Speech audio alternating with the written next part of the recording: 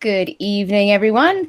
I am here with the lovely Iman, One Godless Woman, as well as Julie Mora. Very happy to have them back on my channel. We were having a discussion back, I think it was September 30th, and it was a really awesome live stream, and we've been wanting to do this again, but life gets busy, so here we are. Canada is equally as bizarro land as it was before, maybe more, so happy to have them back for a chat. So I will first pass it over to Julie to say hello, and then we can pass it over to Iman. Thanks, Kel. Hello, everyone. I'm Julie Mora. I have a YouTube channel of the same name because I'm very unoriginal when it comes to naming things. And I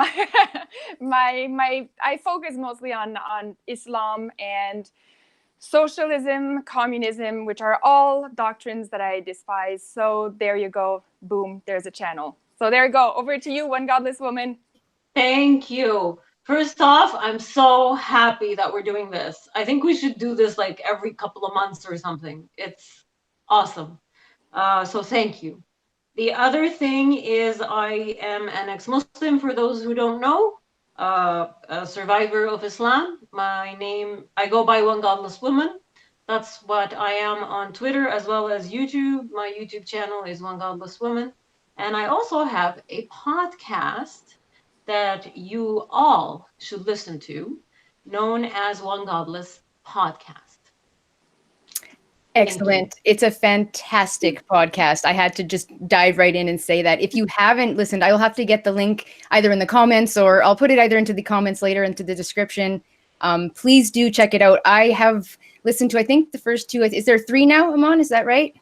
Well, I think 5 was just released. Yeah. Oh, 5. Well, I'm behind. I'm behind because I think I've only seen 2 or 3. So fantastic. Not easy to listen to at times because, Iman, you've been through some stuff that a lot of us can't even wrap our head around.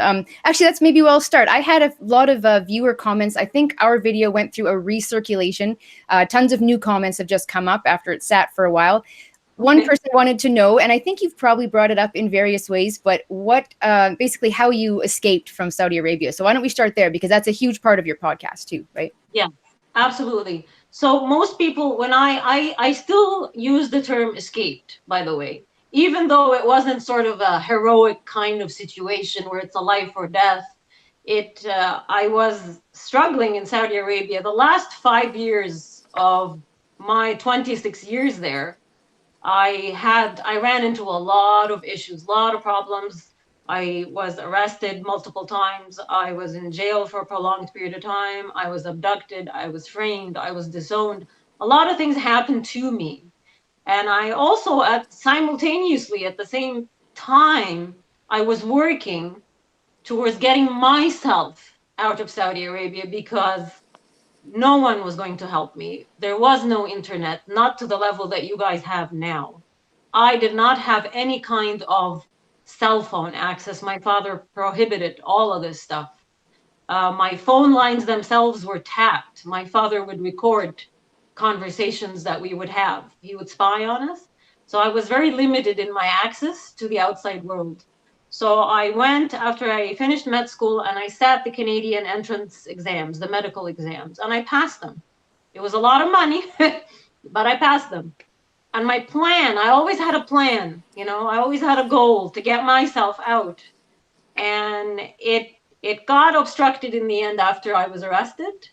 And my father signed over my guardianship to my brother. He disowned me. My brother hated my guts. And he took my passports and he said, "You're not going anywhere. It's not happening. Canada, you will never see." So I actually took myself to my father and I presented myself to him.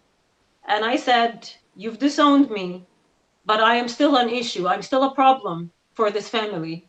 You've only, you've put my burden on your son, who is my brother." I said, "Get me out of this country and you will never hear of me again." Sure enough, he took me to the airport. And that was it. That to me is an escape. I would agree with that. You're escaping an entire life, an entire lifestyle, right? And I assume do you have no contact with any of them at this point? Nope. 0. And I'm happy. This is good. This was the deal. This was the that's what we agreed on. So Yeah, fair enough. I appreciate the story. Like, I know it's not easy to tell. This is part of what I love about your channel. And Julie, if I might pop over to you, you talked a bit about your channel, kind of what motivates you. Any particular incidences or, you know, you've mentioned that you're actually fairly shy, generally speaking, in real life. You mentioned that on a few videos. What is it about this topic that has got you, someone who's fairly, you know, soft-spoken, to speak up? Well, believe it or not, and not very many people know this, but I actually almost became a Muslim. So, Iman, don't fall off your chair there. I had, right, look at your face. Oh my gosh. Okay, let me explain. When I was early 20s, I had somebody in my life, in my family, that was a Muslim. And that person married into my family, and I had so much respect, and that person was so kind to me, and we used to watch the X-Files together and order pizza every Friday, and a very, very kind person to me. And I remember thinking, I didn't really like my religion, which was Catholic, but I ended up really liking what he had to say. And then I opened up the Quran, and that is when I decided that, nope, hell no, I'm never going to become a Muslim, because all you need to do is really read it. So as much as I love that person, now, because I've spoken out about it, clearly they do not talk to me anymore, and neither does their family. So, I mean, it happens, but I would rather speak out when I realize that there's a corrupt, evil ideology out there. And I don't just go after Islam. I mean, I go after communism like you wouldn't believe. I hate that. I go after Nazis the same way. Any of those ideologies are just deeply horrific and evil to their core. So I speak out against all of them. So yeah, thankfully I read the Quran before saying the Shahada. Wow. Wow. Yeah, I don't know what to say. Like, I'm being made speechless on my own live stream. This is a technical problem. You know, I'll say one thing though. You're smart, because most people dive in, they convert without even opening the Quran. So thank you for doing that. Very intelligent. Well, I was lucky because 9/11 hit, right? So it was before 9/11 that I was considering this, and I was early 20s. And I remember thinking, wow, like, what the heck is all this 9/11 about? And then I started reading about what is behind this. And then all you hear is Islam. So I'm like, well, what's the core book of Islam? It's the Quran. So there you go, read the Quran. So yeah, that's, I guess it's more a curiosity than smart, but yeah, definitely glad I read that. Yeah. That's really interesting.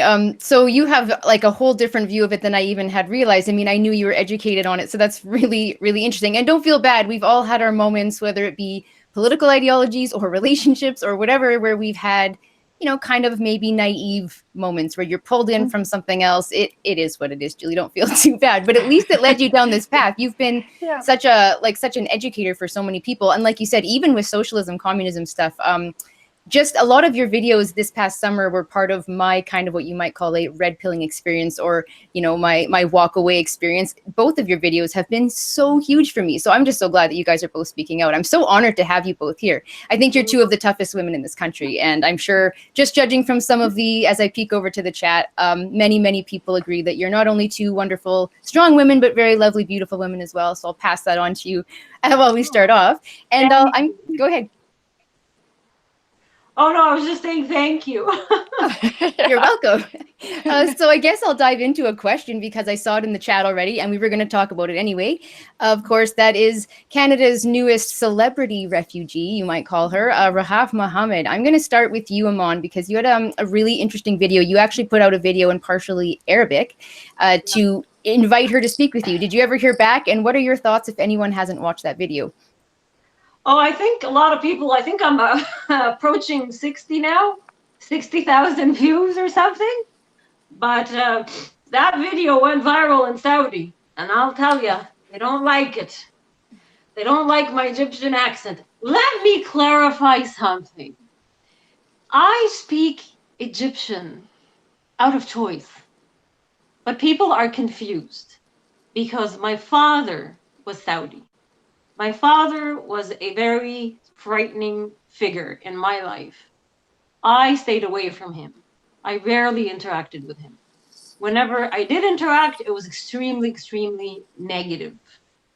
So he was not a man. There was actually a period of time of about 2 years where I lived in the same house with this man, and I never saw him. because I stayed away from him. So the only person that I spoke with was my mother growing up and my nanny. My nanny is Filipina. My mother is Egyptian. So I choose now the easier dialect or accent on my tongue is Egyptian. So there has been a massive uproar after I did that Rahaf video because I spoke the little clip there where I spoke Arabic, that's Egyptian. So now everyone's like, you're a liar. You're not Saudi, you're Egyptian. It's all a conspiracy, right? Yes. And I'm like, you know what? Okay, if that's, I don't know, like talk about racist, talk about racism and tribalism. It's heightened in the Middle East. Unbelievable. You speak a different dialect than them, you're the enemy.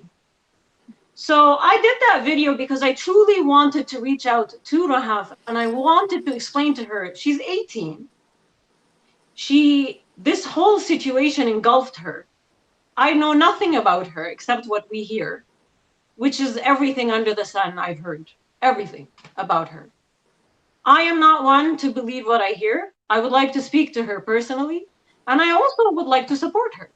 So I reached out in that video. I don't know if she's seen it or not. I did not hear back from her yet, but I heard back from a lot of angry people. So if you would allow me, when I did that video, I got a response from a girl in the Middle East. If it's okay, I'd like to read it. Please do. Okay, thank you. I'm not going to mention her name or her location, but I wanted to read this because this is the effect of one person, who is me, doing one video for a girl. She said, "Greetings. I'm not sure if my email will reach you anytime sooner or later, but you can read my name in the email so I'm not spam. I just want to say thank you for existing. Yeah, thank you for existing, for being out there speaking up your mind, unlike me. I'm still in the closet for 7 years now. It was never easy, and still, every once in a while, a Saudi woman escapes this cave and shows how sick and twisted this society is. A society lives on hypocrisy, hate, and anger. They turn into ISIS members as soon as they hear something about Saudi women freedom journey, or whenever they hear about someone leaving Islam. I'm not terrified. I don't care if I get caught. At least I'm honest about myself and what I want. Unlike them, they live like stinky pigs, ready to behead anyone before the law does. But this email is not a sad message, it's a message of hope. One day we will be free, and sooner or later I will leave. But hopefully I'll make it soon and quick enough to meet you and thank you in person. You give me hope and strength. Stay safe and strong. Maybe we're few, but we're definitely growing stronger. With my love." That's incredible. It's an incredible tribute. Julie, I'm going to let you go to your reaction on that. I had read this email before because Iman had asked permission to read it, but somehow you reading it, Iman, makes it that much more poignant. Julie, what are your thoughts? Well, this is why I always say that you can't judge all Muslims, because so many of them have to be Muslim in name to preserve their family honor or whatever, and they just can't come out and say it, but they are with us. They're ex-Muslims in their heart, and this is why I always say this in my videos, like, just don't hate all the Muslims. You just never know, and it's not going to achieve anything. And I think this is a really good example. You have somebody that outwardly would completely look like a Muslim. The Muslims think she's a Muslim, but she just told Iman she's not a Muslim. So we have to keep an open mind when it comes to these things. That's my only reaction to that. Yeah, absolutely. I get I've had a few hateful comments, not hateful, just more intense. You'd say intense comments. Anytime I dive into this, it's no, they're you can't say hashtag not all Muslims. It is all Muslims. It is all of them are, we have to get rid of the whole religion. There's some pretty intense comments, and I get it. I get the feelings, the intensity, but like you said, we don't know. We don't know how many people want to escape. We don't know how many people are hiding.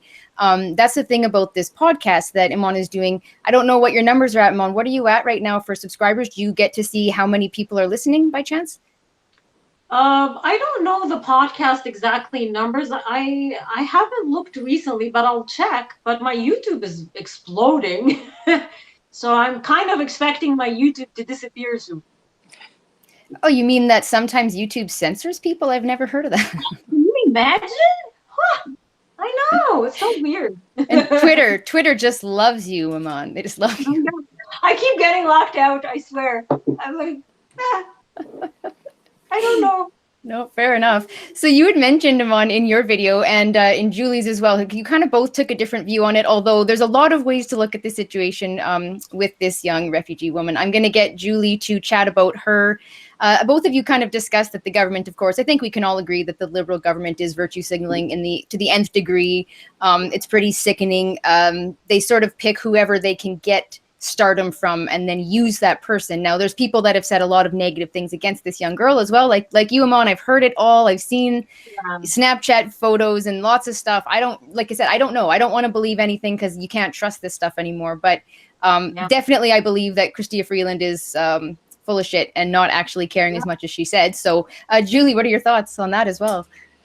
I'm very hesitant on the whole situation because I don't know who to believe anymore. I don't know if she's a true refugee. Is she a Trojan horse? Is she being used by the government? Is she a true refugee but being used? Why won't the government mention that she's fleeing Islam? Why can't the government admit that there's a problem with that religion? Because they're furthering it here. Why can't they just admit there's a problem? That would have made sense to me. But the fact that they didn't, I don't know what to believe anymore with this person. So I'm just very suspicious. I'm a suspicious individual, and I like to see a bit more data before I make a formal assessment of the whole thing. But I definitely saw the data the Liberals gave us, and they were virtue signaling to the max. So it was like next level epic, like virtue signaling. I didn't think Justin Trudeau could outdo himself, but he did. And I'm like, wow, this is just in time for the election. So yeah. I don't know. We're going to see in the next few months. We'll see. And now she's under severe death threats, which is not surprising. But again, it's the Muslims who are threatening her. So why can't we just admit that? Like, right. So anyways, go ahead, Iman. Well, I don't know. It's not mostly about her, you know. The people attacking. By the way, when I wrote my blog, all kinds of stories came out about me. Everything you can imagine. And I'm actually a person who was caught with a boy. Like, I truly was caught with a boy in Saudi Arabia, but I wasn't, like, we weren't sexual. He was just driving me home. So these are big offenses in Saudi. To make them big offenses here, that disturbs me a little bit. Because she's 18. And if you think of us, you, Kelly, me, when we were 18, were we not having sex, like, or wanted to have sex, or were we not thinking about boys? You know, this is the time. This is, you're hormonal, you're going through puberty, you're a young woman. So I don't know why the shaming of her, even if it is true, that there's no need for that. And I've been disappointed in some, especially Canadian women on Twitter, highlighting that and pretending like, you know, were you a virtuous virgin, you know, all your life to smear anyone this way in Canada, the land of the free? What is this? And then we make fun of Islamists and how they hate women and they subjugate them and the FGM, and I don't know. I was very confused with the whole thing about Rahaf. And for what it's worth, the Liberal government, that's just, if people can't see how the Liberal government are using Rahaf, then I feel that's scary. Yeah, it's if there's that level of naivety, which there is that level of naivety, and it is scary, and it's beyond comprehension, because to me it's so, when you get to know people at all, you can really see those little signs, and it's not hard to see that it's just everything from just the way that she puts her hand on her shoulder and just the camera angles. It's all just get this shot and get this, you know, lovely article, of course, written with, you know, a good amount of subsidy money from the government, because that helps too, to not ever get criticized. So that's always helpful.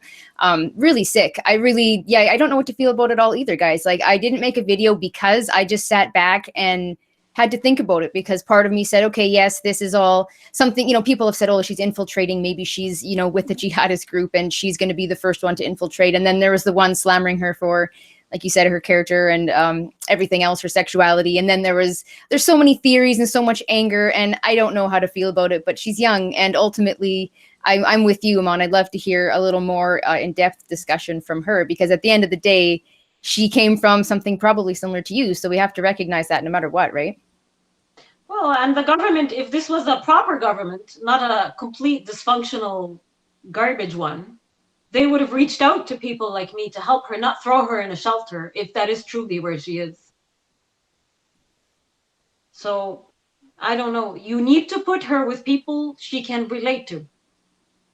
So that's what I appreciate about yours, was like, hey, I'm not a reporter. I'm not a politician. You're not trying to get anything out of her. You just wanted to talk to her, and just like a human to a human, with some sort of commonality, right? And I mean, what else can you do is try to reach out. I don't know if you'll hear from her or not. I think she's constantly bombarded by reporters, and yeah, of course, 24/7 security, I believe now. Don't they have her on? Oh, probably, after they plastered her face on every news station. Now she needs to. Okay. Yeah, the irony of it is ridiculous. I'm going to change up the topic a bit, just because I'm actually sort of being able to keep up with questions in the chat, and I want to keep our lovely audience involved as well. This question's for Iman. El Bakiro, if I pronounced your name wrong, or I apologize, El Bakiro 55, wanted to know, loosely translated, if the second half of the Quran feels is more or less kind of a manual on how to overtake a country, overtake nations. What are your thoughts on that? He wanted to know. The second half of the Quran. I've read, it's been a while that I haven't read it. I don't even own one. But there's half of the Quran, and then half of it is nice. The beginning is nice. I know that. The beginning, when you start with the Quran, lovely verses, you know, love everyone and kiss everyone and everything. And then when Muhammad immigrated to, can't remember which where he went first, Mecca first and then Medina, or Medina. Doesn't matter. But he went the to Quran Medina. was written, first was Medina? No, first was Mecca. He went to Medina to take over the Jewish tribes, right? Yeah, and then after he that came back to Mecca. Yeah. But the Mecca is the peaceful verses. That's when he was trying to impress the Jewish people and the Jewish tribes. And so he was like, oh, we don't eat pork either. Like, that's when he like totally sucked up to all of them. Oh, we do the same thing you guys do. And then when it didn't work, then he went to Medina and got violent, became a warlord. Yes, there you go. See that? I don't know that about the Quran, because that's not how I studied the Quran. So you say it, Julie, because you know it this way. So like, there's half that's nice and pleasant, and then the other half is just like bloodshed. Yeah, and it's tough because the Quran is not in chronological order, so it's by longest chapter to shortest. So yeah. you don't know, as just a general reader, which ones are the Medinan passages and which one are the Meccan passages. Yeah. So generally, if you're dealing with a somewhat peaceful passage, is probably from the Mecca era, and then if it's a more violent warlord, like kill the infidels and subjugate the women, take the slaves, behead the Jewish, like those are all the Medinan verses that came later. So after he tried for 13 years to convert people, and the only people he could convert were like members of his family, and that's when he became a warlord. And when you can threaten people, you can convert them a bit easier than trying to convince them with nice words. So that's how it took off. But that for me is fascinating, because this is nothing like this in the Middle East. We just study the Quran, period. We don't, it's not divided this way. We don't study like he was ugly here, he was nice here. Nah, this is the Prophet, follow him. You know, this is the Quran, the word of God, follow it. And I think the reason I didn't really pay much attention is because by the time I was 16, they had forced us to memorize all of it, all of the Quran. So it was just like in my head, and I just wanted it out. Anyway, sorry.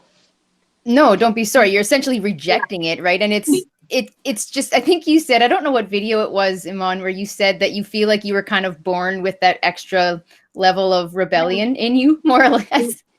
I'm sure this probably is part of that, right? Well, it made no sense to me, so I didn't want to understand it. The whole Quran, violent or love, made zero sense to me. So I rejected it all. I didn't try to understand it. When I came here to Canada and I started to clean my mind from the garbage that was in it, I removed everything, period. Now, since I became an activist, I am starting again to not learn, rather relearn the Quran so I can explain to people what it is. But that doesn't mean that I didn't study it, that I wasn't forced to memorize it, that it wasn't shoved down my throat. It absolutely was. But the way we study it is not out of understanding, it's more just out of parroting. Mm-hmm. Right, brain. You're being told you have to, and it's really under strict sort of threat of punishment or isolation or whatever it is, right? You're not being encouraged to get to know this wonderful God of yours. You're not being encouraged to have some lovely relationship or speak. You know, it's a very, from what it sounds like. I mean, and essentially, when you leave it, well, that's it. Like, this is where now you're an apostate. That's how loving and kind and accepting it is, right? If you don't agree with it, we'll just kill you then, I guess. So that sounds really. It sounds like a religion I want to join. I know that. Well, it's not just that. They put you in a mental state of obsessiveness, of fear. And like, I would go in the bathroom and they tell you that the devil is in the bathroom. You can't say Allah's name in the bathroom. So I go in the bathroom terrified. But then I don't know how to alleviate my fear because the only thing to do is to mention Allah. And it was so bad. It was so bad. Yeah, your podcast, that's what really struck me. Just the amount of pressure and shame that was put on you. And this woman, you can hear it in her email, that shame that, being shoved into a corner, you're not allowed to just be honest. That's that freedom that she feels in just speaking out. Hey, finally, I get to tell someone this huge part about myself. And if I say it to anyone else, what will happen to me? That's terrifying. I can't imagine what that would feel like. I mean, you have religions or different ideologies that talk about, maybe having a sinful nature, this or that. But I never felt, even growing up with religious, that I would be, severely punished if I didn't follow the rules, right? There was never that sense of danger or threat, I guess you could say. I don't know. What about you, Julie? You said you grew up Roman Catholic. Is that correct? Like, what is your thoughts on the difference in the intensity, I guess, of the ideology, in how it's put? Is it just the political side? Is it just the fact that it goes into law and then becomes dangerous and violent? I mean, I certainly watched enough Steven Crowder to know certain opinions on the differences between Muhammad and Jesus, for example. But I'm always curious on someone who is Catholic, what their thoughts are on it. Well, I just look at it as a whole ideology. I don't separate it. And that's how the Muslim scholars ask you to look at it. There's no separation between any of it. There's one Islam. It's Islam, and there's nothing else. And so when I look at it that way. I look at it the way Muhammad wants us to look at it, and the way Allah wants us to look at it. And those are the only two Muslims I really listen to be quite honest. And it's a evil, very, very terrible ideology. And I know I'm going to get a lot of hate for that, and that's fine. The Muslims can hate on me all they want. They keep saying it's peaceful, and then they come on my channel and say, well, we're going to kill you and rape you. Yeah. And I'm like, well, there you go. There's the peaceful religion, and at work, right? So but you know what? We as a Canadian citizen, as a citizen of the free world, I think it's now, with the imminent threat that this ideology poses through the vast number of migrants that come here, I think it's my duty to now put out videos or do whatever it is that I can to make sure that people understand the ideology. People who defend Islam now, they have no idea. They've never opened the Quran. They don't even know what year Muhammad was born in, don't even know the era. They know nothing. And they go, but Islam is so peaceful, because they've been fed this constant brainwashing by any of the governments and the media. And now people don't know, but they don't look for themselves. So I'm like, you know what? I'll look for you. I'll tell you what it really says in the Islamic sources. And then you can send the hate my way. If you hate me for that, it's because you know I'm saying the truth. So I kind of like it when the Muslims attack me, because I know I'm onto something, really. kind of hit them where it hurts, in the sense that they can't really refute it, right? And then not only are they being told something about their supposed religion, like you said, I believe it's an ideology too, not a religion, but they're being told by a woman, right? And a woman who doesn't exactly follow the rules. You don't have your head covered or anything. Speaking of which, Iman, I have a question in the chat that kind of ties into this. Someone asked what would happen on YouTube if people were to burn the Quran, or burn a bag of Qurans. And I thought of your video, Iman, where you burned it was your hijab, right? Did you get any hate for that? Any censorship? What are your thoughts? Yeah, well, that video today, Insaf Haidar, who is Raif Badawi's wife, she retweeted this video today because World Hijab Day is around the corner. So it exploded, and I just got a little bit of hate. The first thing, it's almost identical to when I left. Same thing. You look ugly without it anyway, so you should wear it. You're the only one. There are plenty women who leave to go study in Canada and come back. Why do you lie? And why did you stay? You whore. It's always that. It's always you're a whore, and you look ugly, and you look like shit, and you need to cover your face, And other women do it, and you're lying. You're a liar. It's just you. So it's nonstop, but it's nothing new. I know this. This is what I grew up with. So I don't get upset. I'm just, if anything, it actually shows me that nothing has changed. Everyone keeps saying how everything's changed in the Middle East, but I don't see the change yet, Still the same. Yeah, pretty much anytime I see someone that questions this ideology at all, there's always that, montage of peaceful, loving comments, this is a wonderful religion and you should die for saying what you said, right? Yeah, I'm going to kill you! But we love you. Yeah, exactly. But love. It's amazing. So of course today we had some more big news in Canada. Well, first of all, actually, before I dive into the Kingston stuff, I want to talk a little more about Danforth. I think this is something that, Julie, you're probably following a little closer than I. I know there was some new evidence that came to light that there was, more links to terrorism than we thought, but then it kind of went hush hush again. And of course, now all I've seen is videos about these Covington Catholic school kids and Gillette. So I can't seem to find anything else. I haven't really done a lot of research. Julie, where are we at with the Danforth shooting and evidence as to whether this was, in fact, terrorism and not mental health, as the media claims?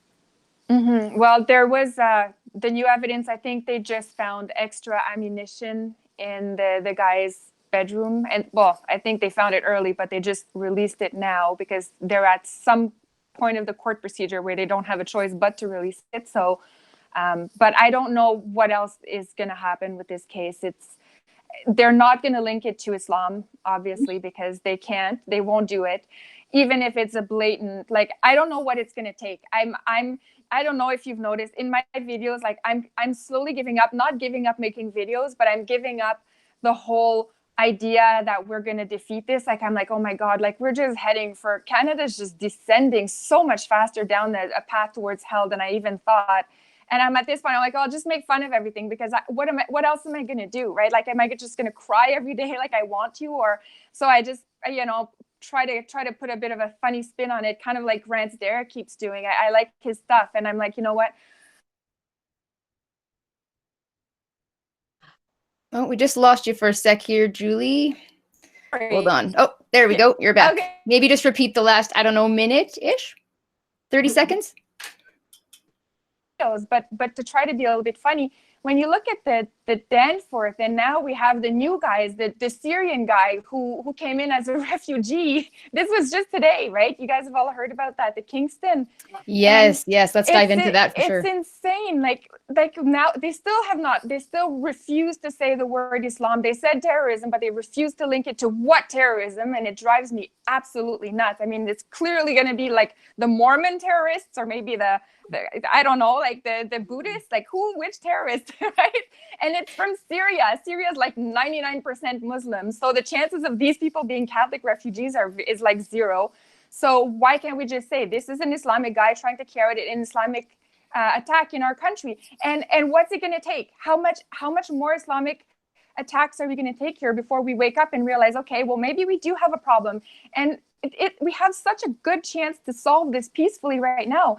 You either close the borders or you stop giving out welfare, one of those two. And the next thing is you enforce our laws. That's it. That's all we have to do as Canadians to protect our society. And I don't understand why we're not doing it. We're just leaving the borders open, paying everybody with everything. They take my money. They take almost half my salary, half my husband's salary.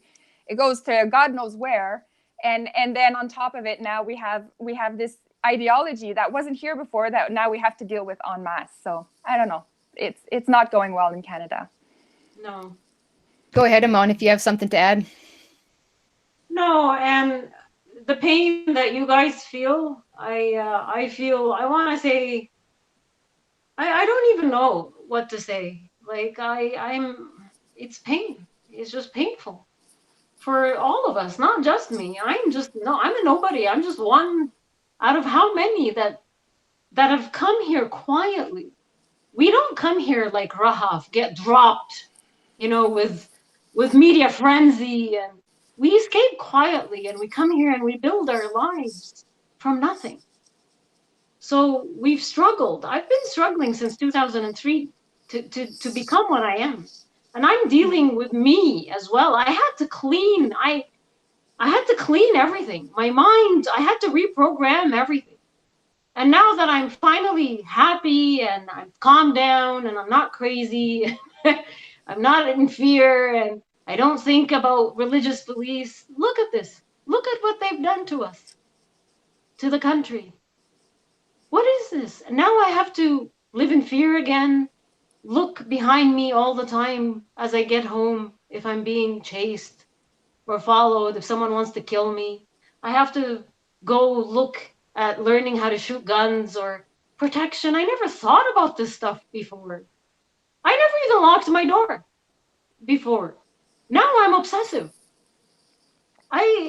There's so much mental, pain that is being inflicted.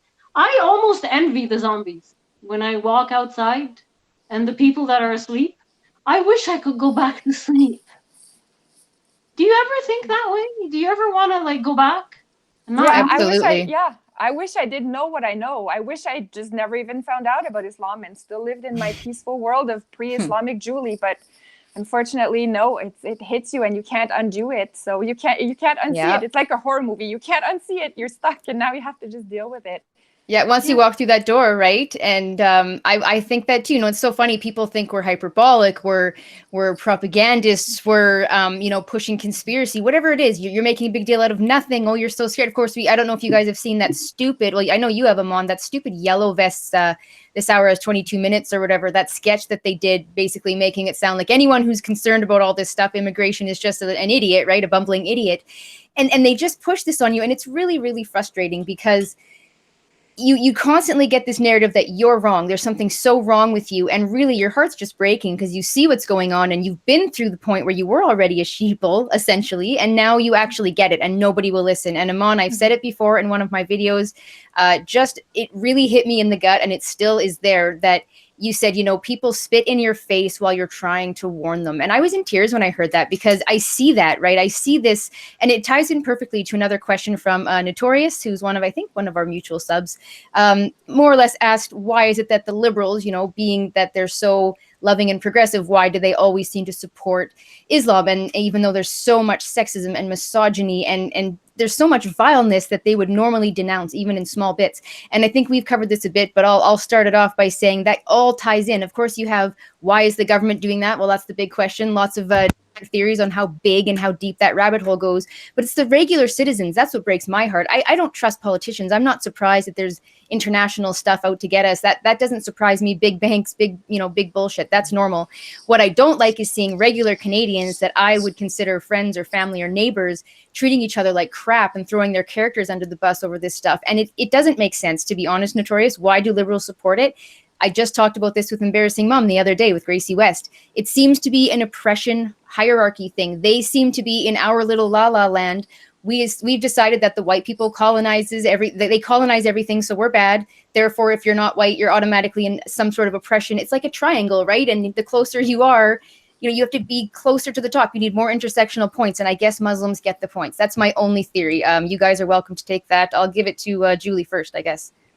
Well, I think Trudeau really wants a seat at the UN, eh? So when his career is over here as a prime minister, he's going to be there, and the UN is currently dominated by the Islamic bloc, right? So I think they're the most powerful voting bloc at the UN. So they do like all sorts of like nonsensical things. Like I think is it Saudi Arabia that's like in charge of women's the Human Rights Council or something? Yeah, like the women.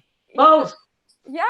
So it doesn't make any sense. So I think that's why Trudeau's doing this. It's a great treacherous act towards the country that we live in, but it's for his ultimate goal of future career. He has complete disregard for Canadians.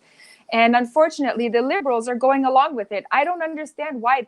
Maybe they're being paid off. I don't know. But it's all part of a bigger agenda of getting Canada into that global migration pact. Now we're there. And trying to get us to be the first globalist state, right? So we're neck and neck with Sweden now. So awesome, just great. We're just destroying who can destroy their country faster, Canada or Sweden, right? That's where we're at. Well, it's for Trudeau's ideology is frightening, and postmodernism. Everyone should go study or take a course or look up or learn about postmodernism and progressivism, which is what Trudeau and his brand is. And they've merged with communism and they've merged with Islam. So they've trifected it, with evil. But postmodernism is nothing but societal collapse and anarchy, because people who are postmodernist will always want to side or take care of the crazies. So they will always worry about ISIS, about their feelings, about murderers and pedophiles. They'll always worry about them in a nice way. They want to bring them in, understand them, love them, introduce them to society. Maybe we can learn. This is the postmodernism. This is part of it. They don't think about the victims at all. Not at all. This is why there's a very, very horrible interview for the garbage thing that is our prime minister. I don't know what it is. He's not human. I know that. So he said about Marissa Shen when he was questioned by Maclean or someone magazine. It was an interview. Paul Wells, I believe that one. Yeah. Oh, despicable. He said, what did he say about, he said, he didn't even worry about her. He said, yeah, it must be terrible for her family. Her family, he said. Mm-hmm. And then he started saying that, he's not one of the people that said that it was the Syrian refugees bringing them in, And that is the postmodernist right there. He doesn't care about the victim. It doesn't matter how old the victim was, how horrific the crime was, doesn't care. They're more concerned about the degenerate that is the criminal. That's their concern. Yeah. And Iman, you're absolutely right. If you look, another example of that postmodernism crap is in Ontario, they've passed a law now that the government can take my kids away from me. If my son comes to me and says I'm a girl and I don't pump him full of those hormones, the government can actually take my kid away. But look at that kid in Montreal, that 8-year-old drag queen kid. Where I can't remember his name. Lactatia. Yes, Lactatia. So somehow in this Canada that we live in, that is acceptable. The parents parading that kid in a gay bar, having lap dances, put money in his pants or whatever, that is okay. But I can lose my kid for not wanting to transform my kid into a girl. Like that's an example of postmodernism right there. It's the decay of society, and the more elements are being introduced without us saying a thing, the worse it'll get. And this is why we all have to denounce this. This is just absolutely horrific what they're doing to the kids now. Yep. 100%. It's true. Completely agree. It's gross. Because the postmodernism thing does dive into all this stuff. And like you said, Iman, that's what I really noticed. And it's been making me crazy, especially as someone that came from, a more progressive ideology. I was liberal for a while, right? And this idea that it's compassion, empathy. You don't want anyone to feel bad.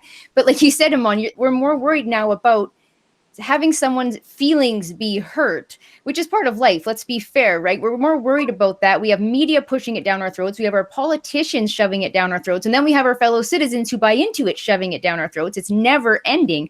Meanwhile, we're not allowed to be worried about getting blown up or murdered or have a van ran into us. That's not a real fear. That makes us Islamophobic. That makes us transphobic for not wanting our kids to have hormones. I've made videos on all these issues. What is the real compassion? What is happening in this bizarro world that we live in?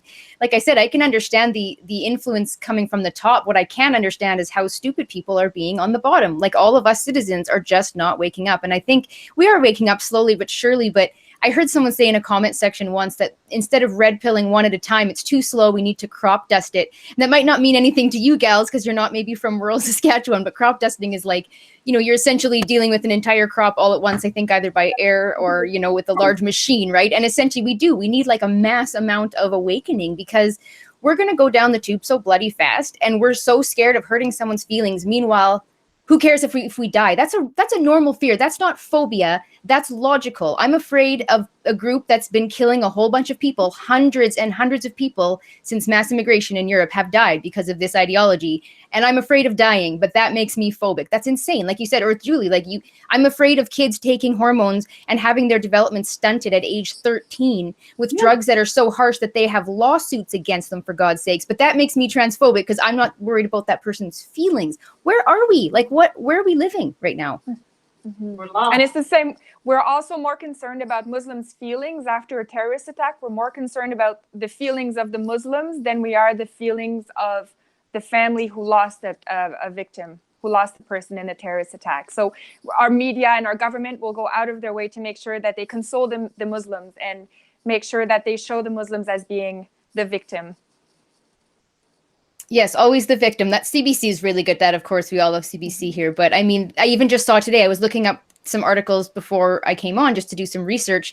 And yeah, you get the bare bones of the conversation. You get the dad pleading with us to believe him because his son would never do anything like this. Of course, that's what they all say. That's called lying. I believe it's a fairly common human trait that the left doesn't believe is possible, but it actually is. And then the rest of the articles were, police are, dealing with threats to the Muslim community, and they're upset because there's this heightened frustration now. And now we got to deal with the feelings because people aren't allowed to be upset. Well, screw you. I'll be upset if I want. This shit is unacceptable. And it's just the slander is so pervasive.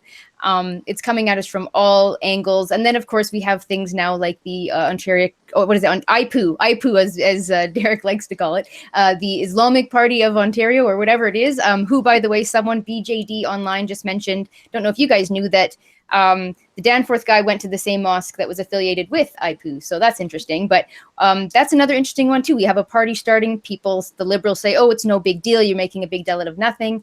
I don't know. What do you think, Iman? I'm going to go to you for this one. Do you think there will be a chance of having enough of a Muslim population in Ontario to actually make this party a viable threat? I don't know what the problem right now, I'm not in Ontario, but I know that statistics are done on an interval basis in Canada. And I don't know when the last one that I could see is from 2011. And that described the Muslim population, I can't remember, 1 or 2% or something, like a pretty low number. But then with this party here, and I don't know if we have other Islamic parties, don't want to look into it, don't want to find out, but whatever Islamic party, then they're all going to be Muslims because we've seen it. We've seen it. He's put a cap on Christians, right? So they're all coming in. And they're coming in from very hostile. I mean, Mr. Hussein was there in Morocco where those 2 girls were just beheaded, right? So these are not pleasant, lovely, kind. I want to say you're getting Islamists at this point, and you're getting them in mass numbers. And these are the numbers. These are the people that go and hunt little girls to rape them. And, that's the mentality. So a platform like the Islamic Party of Ontario, IPU, they're going to love that one.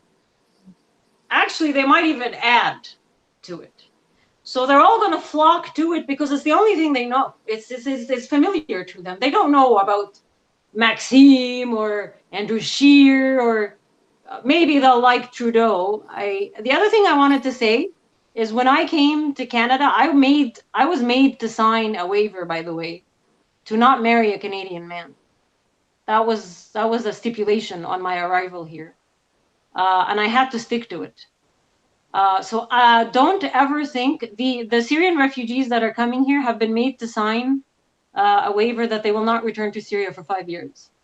So there are things that are being told and said and done to these people that we don't know about. They might be told to come join Islamic Party of Ontario. I don't know. I don't know. I know what I signed. I know what the Syrians are telling me. So expect anything. And now they just announced a reduction of immigration to Quebec. So those people are going to come to Ontario now and join the... Yeah, so it's... It'll be fun. Yeah. And it's... people have told me that I'm exaggerating. It's a small party. It won't go anywhere. But I say, you know what? If you look at Islam from a historical perspective of what they've done in the last 1400 years, you can never, ever underestimate Islam. You can never. They can take over. They can make it very fast. Right now, if you think about it, there's a huge Muslim population in Mississauga. All they would need to do is shut down the airport and shut down the 401, and almost every city around is cut off from supply. So, and do that in February when there's no heat, like it's difficult to heat and you can't grow anything outside for the next 6 months. Good luck. That they're going to wipe out half the population just by doing that. It's very serious. People do not realize how serious these tactics have all been done before.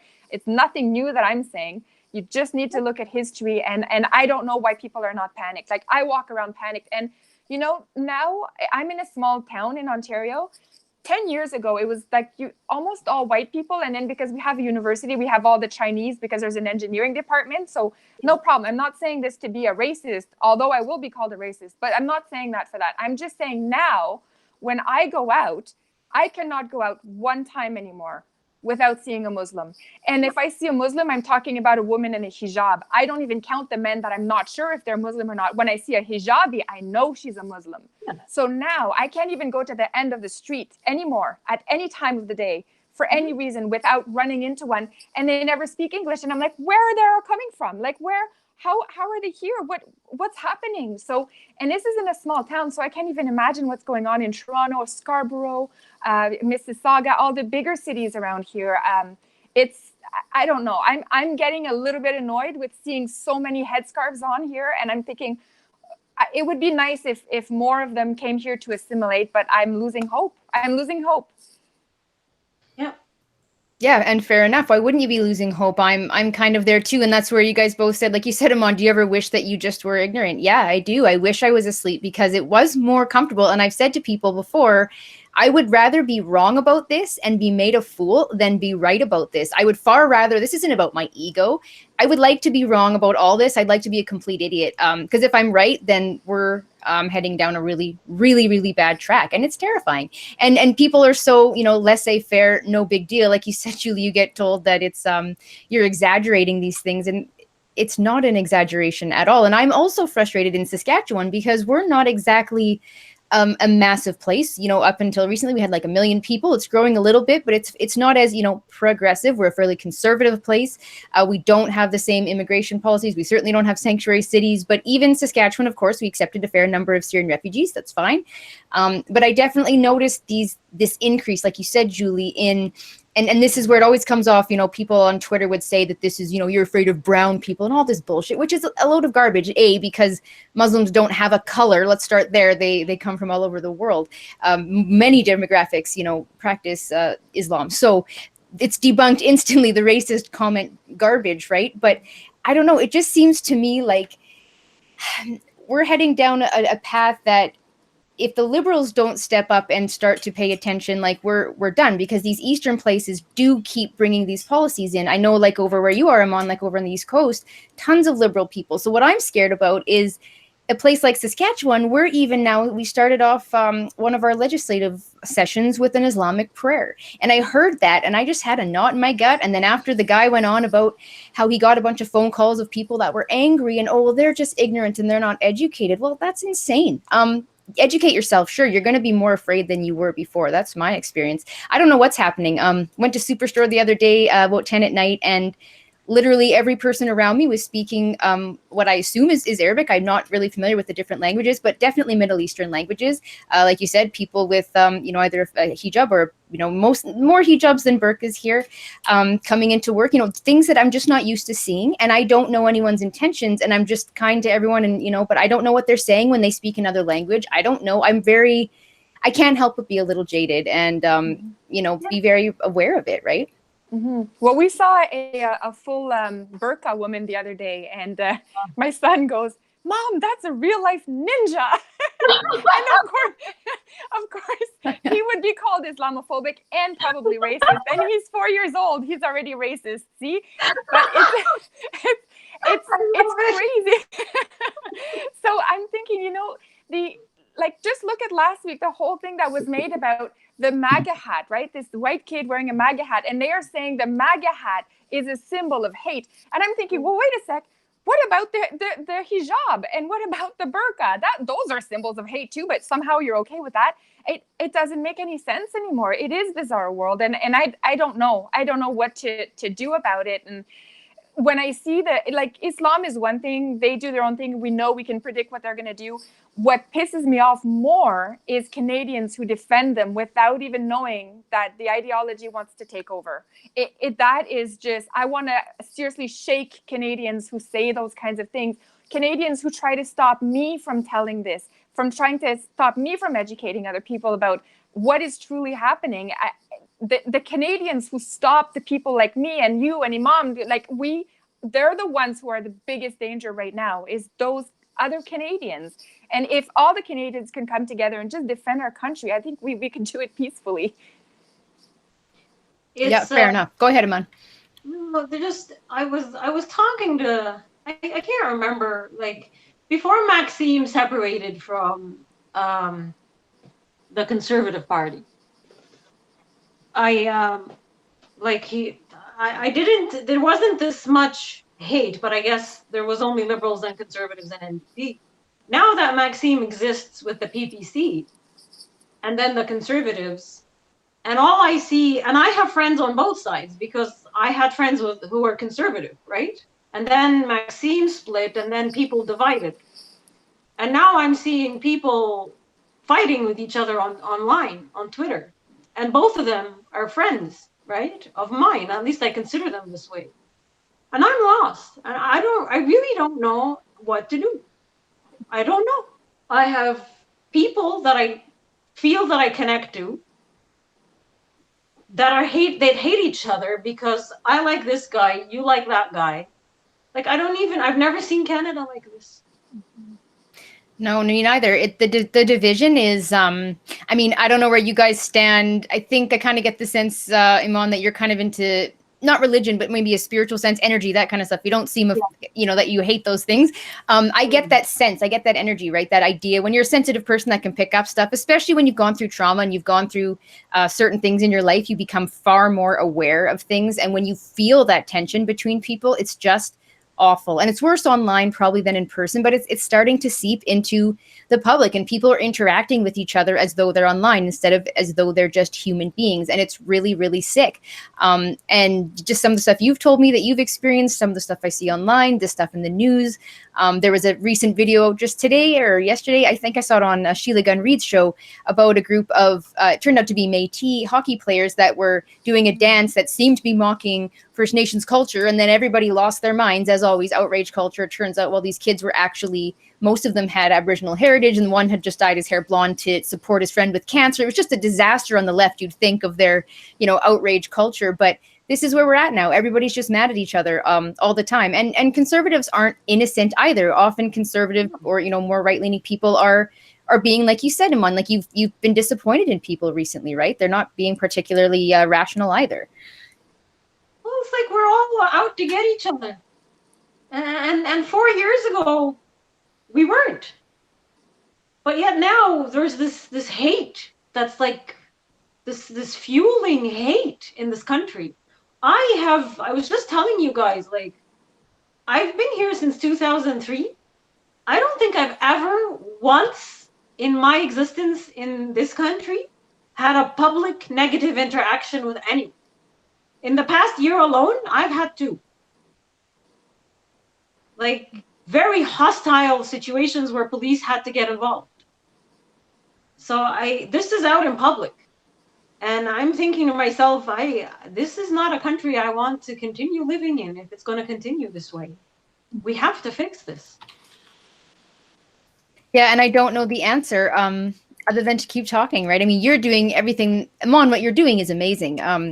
Keep doing your podcast, keep doing your videos. I mean, I think to me, if you can make me get onto this this little webcam and talk about Islam, because I'm a chicken shit, right? Like let's just be fair. I'm a chicken shit in many ways when it comes to like diving into this controversial stuff. And you know, my family's like, don't do it, Kelly, that's scary. And I'm like, nah, well, I'm the 900 pounds and I'm fucking going for it. So you've influenced me, and you can do it to anyone.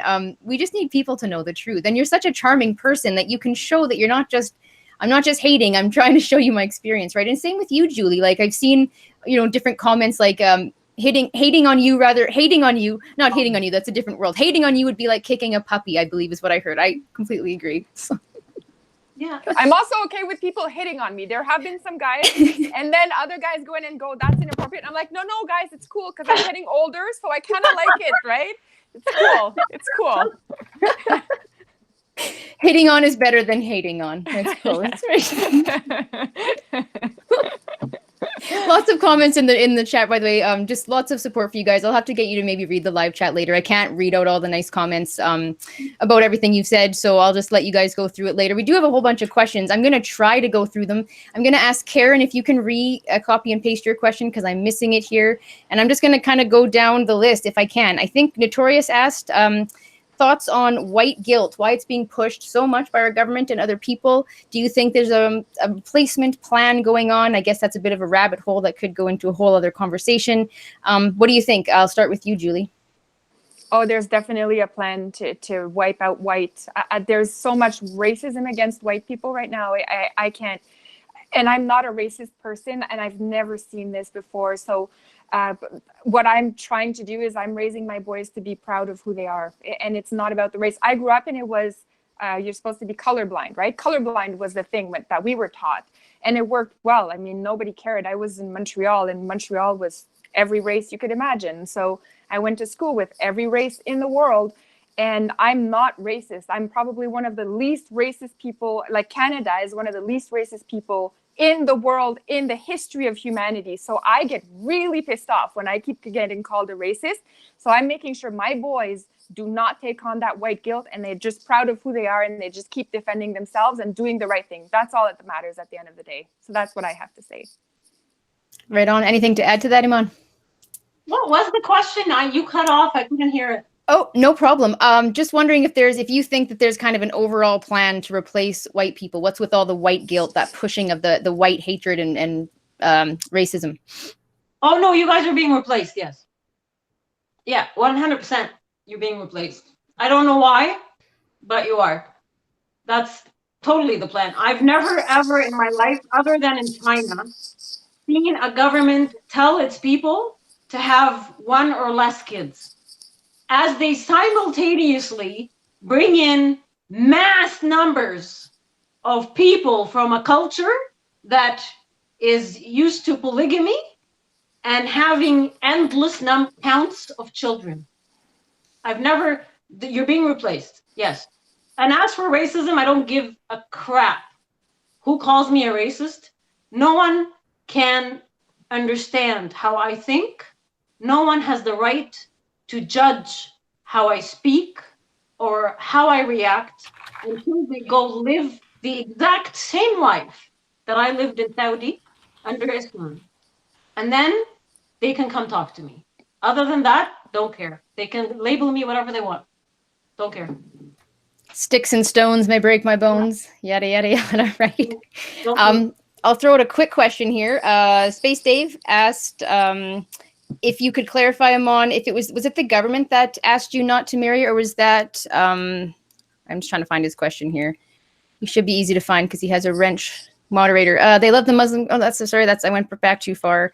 Yeah, I think he was just asking to clarify about the form you said you were to sign, if that was a government requirement. Yes. Okay. Like federal government. Yep. Interesting. Yeah, I appreciate that. I just wanted to, that's a quick one, but I just wanted to ask that. Let's see here. Next one. Any thoughts on, I'll throw this one to Julie, but Iman, you're welcome to dive in after. Thoughts, Julie, on why the left hates Christianity and seems to support Islam? Well, the left is very much leaning towards communism at this point. And one of the main ways to implement communism is to destroy Christianity, because Christianity is a community that keeps families together, keeps people married together, keeps the whole family unit intact, and people have a common ground and a common belief system. So in order to take over, you have to break that apart. So every communist socialist society in the world that has attempted this has gone after the church as one of their main targets and banned religion from that point on. Now, they're married with Islam because what they don't realize is Islam is using them, because as soon as Islam takes over, off with the first people going to be killed are all those liberal retards that actually went in and helped them. Those are the first people gone. So just so you know, you liberals, you want to side with Islam, well, you're their next victim. And I don't say this lightly. I say this based on historical fact. This is what they're going to do. So you're being used by them. So you may as well not abide. How do you say abate them now? Don't help them. You should really jump onto the other side, which is the side that we're on, like me, Kelly, Iman, because that we're on the side that's trying to protect that from taking over. So yeah, liberals, they just have no idea what they're in for. Yeah, I have a feeling that probably if we ever had like a Muslim majority in this country, maybe pride parades wouldn't be allowed, and maybe some of this stuff. I can't remember who I was listening to saying the irony of it is that, yeah, Muslims don't really like the left, and yet the left stands up for them. It's interesting because they do a lot of things that religion, that ideology doesn't stand for at all, right? So any thoughts on that, Iman, or do you just want to leave that one as is? No, I would only add that the Muslims have befriended the natives, and the natives have accepted this friendship. And I find this very interesting, and I find it hypocritical as well, because the natives hate the colonizers. There's this endless, the treaty is who knows what's going on with the treaty. And the natives are constantly upset over this statue or this or that, and I don't know. And yet, now that we're being invaded by Islam and the soldiers that are here, they are the Islamists. I call them Islamists because I don't think this new wave of people we're getting, I don't think they're Muslim. I think they're pure Islamists. They go directly to the natives and make friends with them, because the natives have a protection from the government here. And these people want that same authority, that same protection, that same privilege, and that same victimhood. They want that. So I find it fascinating that the natives have accepted this, even though these are also colonizers. These are people that are coming here to take over your land, to take over your social services. They have taken over they've converted your churches into mosques. Now, I don't know how many natives are Christian, but whatever. I'm sure there's some. Quite a few, actually. Quite a few. I'm not sure if that, it's not like their natural religion, but yeah, there's quite a few, at least in Saskatchewan. I don't know about elsewhere. But on top of that, they're building mosques on your land, which is originally the land of the natives, and they're preaching hate. And everyone's quiet about this. Natives are okay with this, it seems.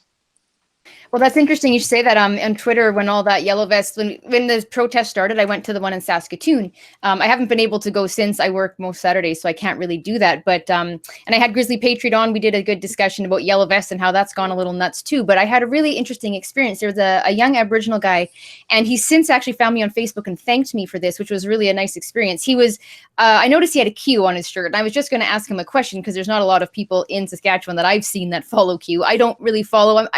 I keep keep an eye because I find it interesting, but I'm not a cure.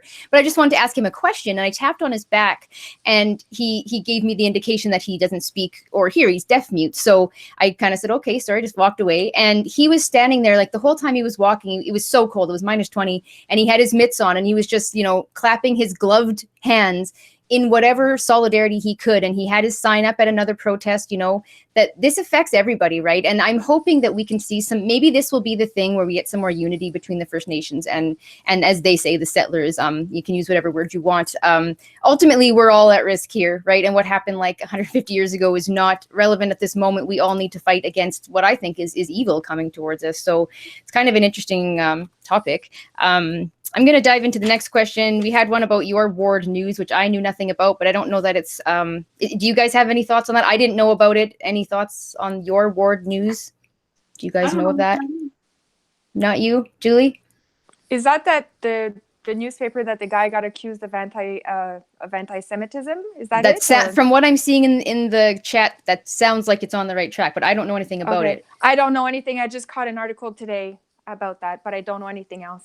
Okay. Okay, fair enough. Well, that is easy enough then. Oh, I see. AJ lists it's a troll news publication that is being charged for anti-Semitism and anti-feminist propaganda. Oh, interesting. He said free speech is dead in Canada. Well, I'll take a peek at it. I'm always curious about these things because I didn't know much about it. Thank you, AJ. And okay, next one. We have the question from Karen. This is for Julie. When was Mohammed possessed, I believe she said, and is that true or is she wrong? She's heard something about that. Yeah, he was 40 when he started getting the revelations. He thought he was possessed, so he went back to his wife Khadijah and he said, "Oh, I think I'm possessed," and she convinced him that he wasn't crazy and that was Allah talking to him. Is that right, Mom? I got that right? Yeah, something like that. and then I know that Rushman saw, what's his name? Oh, it escapes me now. Somebody is going to put it in the chat. I just know it. Yes, that's right. Thank you. Yeah. He wrote the satanic verses and he's still in hiding because of that. But I think the satanic verses is he pulled all the verses from the Quran that Muhammad says he thinks when he was possessed by Shaitan. So there's that part of it too. But the revelations did start when he was 40 and he went to the mountain by himself there for a while. It's funny how whenever he got the revelations, there's never anyone around to see it. Mm-hmm. Well, even Aisha called him out. I love Aisha because she called him. That was his favorite wife. She called him out in the hadith. She calls him out on so many verses. She's like, geez, it's weird that these verses come to you just at the opportune time, right? Yeah. This is what she says. It's funny. Well, I appreciate that. I didn't know. There's so much that I'm just learning, right? So yeah, I appreciate both your question, Kieran, as well as that answer. What a fascinating man he was. What a fascinating man. Wow. I don't even know what to say. Next question. Kelly Hazelton. Hello, Kelly. We just found out, by the way, this is totally off topic, but it's my channel, so I'm going for it. Kelly Hayes and I both have a Capricorn tattoo on our left shoulder. Kind of bizarre. We have one day our birthdays apart. And totally side note. Yeah, bizarre, right? Bizarre. So Kelly asks, are we heading towards civil war? And I know I'm going to come on first because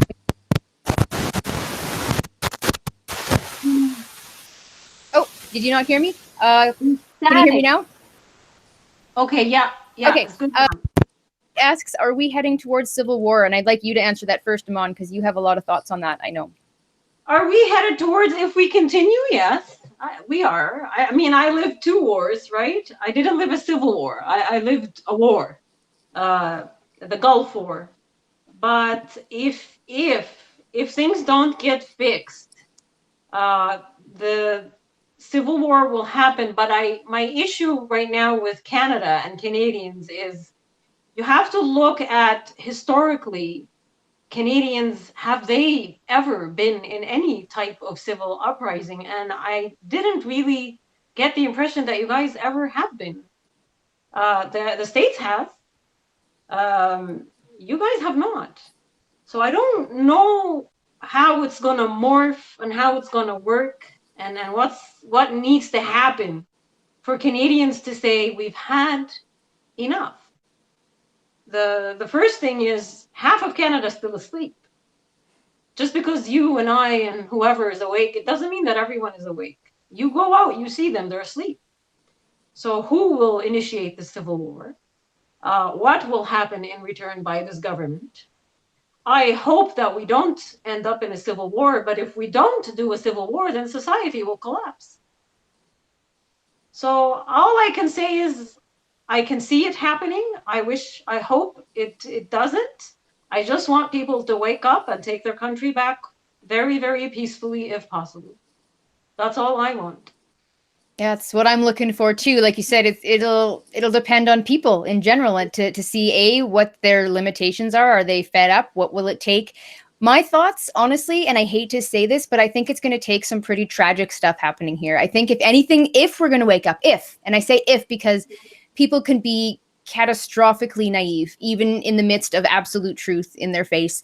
We're going to have like a Danforth times a lot bigger in order for people to maybe understand, like one where they can't hide it, one like in France where was it 2014 where they had like 85 people died or something in a theater. I think that's going to be like the level that it's going to take to wake people up here, because these little tiny events, they're being shoved under the rug so quickly, and nobody is really paying attention to what a canary in the coal mine that is. Why aren't we watching Europe? Why aren't we looking at these things? So I'm concerned for Canada because I'm scared it's going to take something awful. What do you think, Julie? Yeah. Oh, yeah. We're definitely headed for something very dark soon. Whether it's going to be tribal wars because they're riling up all the races against each other and everybody's a racist for whatever. Now you're at the point where if a white person smiles, you're considered a racist. So clearly, what are we going to do, right? And it could become civil war if there are enough people following the doctrine of Islam who take it seriously, who are here, who are able to overtake us. That's when it would be a civil war. Until then, I think it's going to be more tribal wars, but who knows, right? Who knows? It's not going to be good. I'm actually afraid that my sons will be drafted in their lifetime. Yeah, fair enough. Yeah, I don't have kids. Do you have kids, Iman? No. No, me neither. I don't have to worry about that, thankfully, because that's a whole other concern, right? You have a generation. We're thinking of other generations, not just our own, right? I have another question here. Oh, first of all, Scott has clarified it was Bataclan. I don't know if I pronounced that right. That was 2015 was that attack in France. So let's see here. One more question here. This one I think I missed before. Sorry, Luke. Is there or does anyone plan to create a network for apostates of Islam in Canada to organize in a way to encourage the hidden apostates to come out with you? I'll leave that to Iman. I know that's kind of what Iman is doing for the podcast, more focused on women, but I'll pass that off to you, Iman. My goal, but it also depends on where we're headed as a society, right? Because I can't safely help anyone and bring them here if we're going to turn into an ISIS camp, So I would like if I become successful in my mission, which is to, my podcast, to grow, to get my message out, to become somewhat of a public, speaker, hopefully. Then, yeah, I would like to eventually create some kind of organization to bring like-minded individuals with us, but there is the ex-Muslims of North America. My problem with these organizations that currently exist, like Atheist Republic, ex-Muslims, whatever, blah, blah, blah. I don't want to mention too many names because they'll just attack me. They're lefty. They're left. They're all left. So with respect to them, because they remain ex-Muslims and we unite rather than divide over this. But when I disagree with them, especially over things like the borders or this or that or whatever, right? They begin to use lefty tactics in attacking me, bullying, insulting, and I had to exit because I don't like these tactics. I don't know why the ex-Muslims use them. I don't know why ex-Muslims are divided this way. But it seems right and left is the way it works in the West. So until we settle this situation, I'm just going to keep focusing on what I'm doing with the hopes of becoming successful enough to create an organization and money and all that, and begin helping people truly, especially women in the Middle East living under this ideology. Thank you, Iman. Julie, any thoughts? I mean, other than adding, for me, all I can say is I'm happy to join you in whatever way is helpful. There's got to be a role for both, Native Canadians as well as people that are coming from situations like yourself where we can work together and figure something out, because I think we do need to be not just speaking about it, but finding some solutions. And if we can't change the ideology, then hopefully we can at least help individual people, right? Individual apostates. Thoughts, Julie, before I close that question out? Yeah, I would just say that I would also help any apostate. Like, I'm fully on board and here to support. Don't know what I can do, but definitely support the apostates. Not much appreciated. Alrighty, so next question. I'm hoping I'm not missing any here. Bear with me for 1 second. I think that I've caught up to all of them except the last couple here. So I have a question. Well, first we have a kind of a piece of advice from Canuck Law. We need to create a Trojan horse, convince young Muslims to adopt feminism and being trans. That is actually an interesting idea. That's a whole other conversation altogether. I can never pronounce this either. It's Toitn. Toitn? Why does politics matter in this case? Are you saying it's important to be ex-Muslim and on the right? Good question.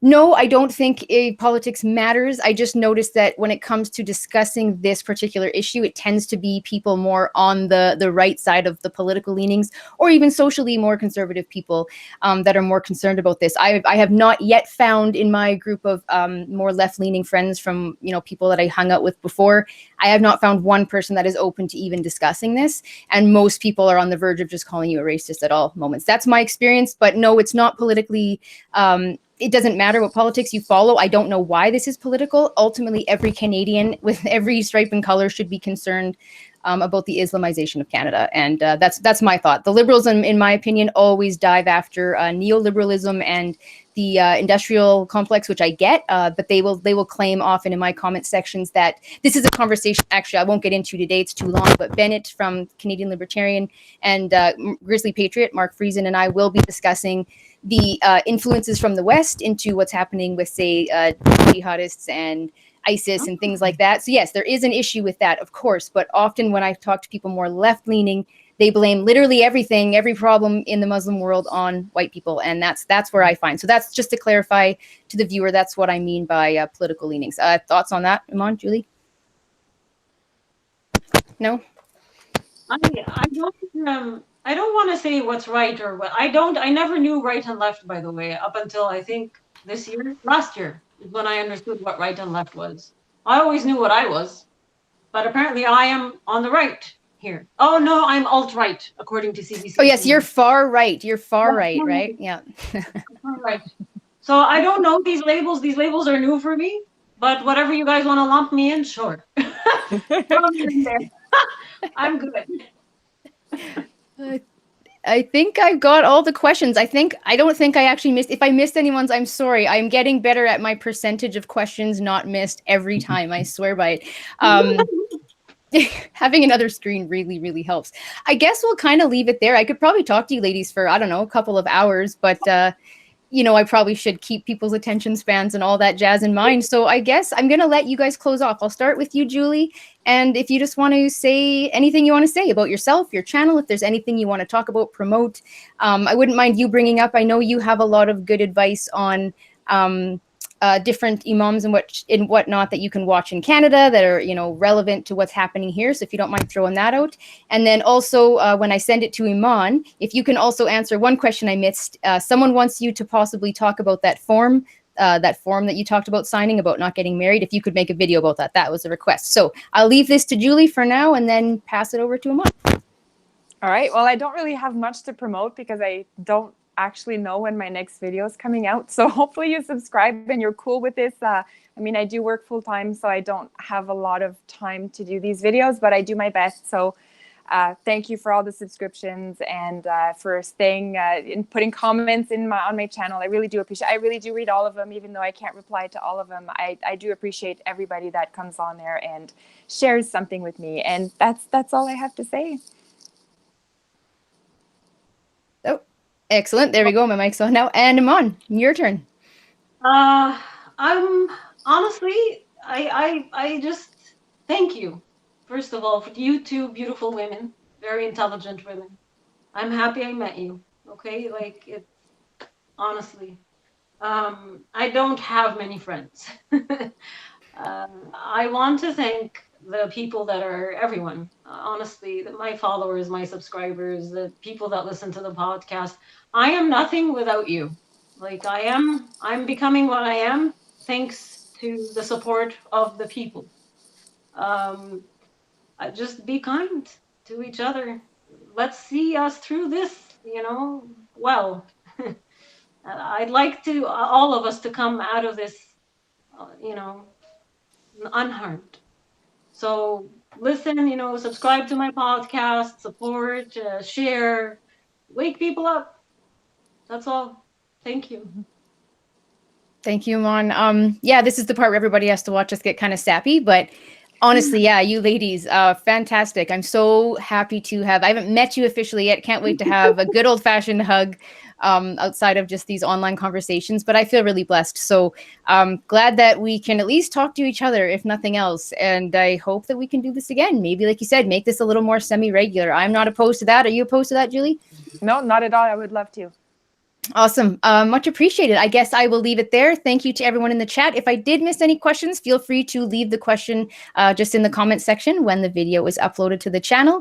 There are links for both of these lovely ladies' channels in the description. I also left you a link in the chat there for Tom Quiggin. If you want to stay up to date on any issues when it comes to political Islam in this country, he is the man. He has been doing this research for years, and he has an amazing podcast, an awesome book called Submission, Political Islam in Canada with a Warning to the US. I have purchased the book and started it. Definitely worth a perusal. So if you want to get more educated and make this, fight a peaceful and, proper one where, like you said, Iman, we're not being harmed, that's a good place, I think, to start. So I will leave it there. I hope you all have a wonderful weekend. As always, be good to each other, not because the government tells you to. Have a good night, guys, and I'll stay on with you, Iman and Julie, in a moment. Take care, guys.